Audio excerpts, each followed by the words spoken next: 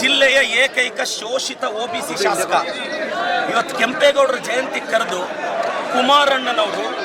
ಕುಮಾರಣ್ಣನ ಚೇಲಾಗಳು ಒಬ್ಬ ಶೋಷಿತ ಹುಡುಗನ ಅವಮಾನ ಮಾಡಿದ್ರೆ, ಒಬ್ಬ OBC ಹುಡುಗನ ಅವಮಾನ ಮಾಡಿದ್ರೆ ನಾವು ಜಿಲ್ಲೆಯಲ್ಲಿ ಶೋಷಿತರು ಬದುಕಬಾರ್ದಾ?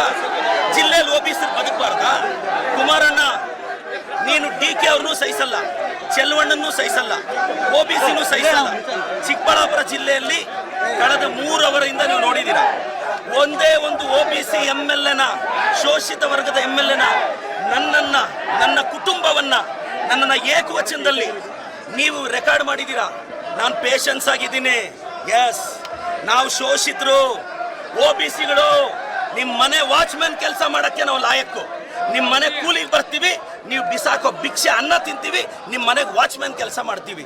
ಒಬ್ಬ ಶೋಷಿತ ಶಾಸಕನನ್ನ, ಒಬ್ಬ OBC ಶಾಸಕನನ್ನ ನಡೆಸ್ಕೊಳ್ಳೋ ರೀತಿನ ನಮ್ಮ ಜಯಂತಿಗಳು ಯಾವತ್ತಾದ್ರೂ ನಿಮ್ಮ ನಾಯಕರನ್ನ ನಾವು ಅವಮಾನಿಸಿದೀವ? ನಮ್ಮ ಜಯಂತಿಗಳಲ್ಲಿ ನಾಯಕರನ್ನ ಅವಮಾನಿಸಿದೀವ?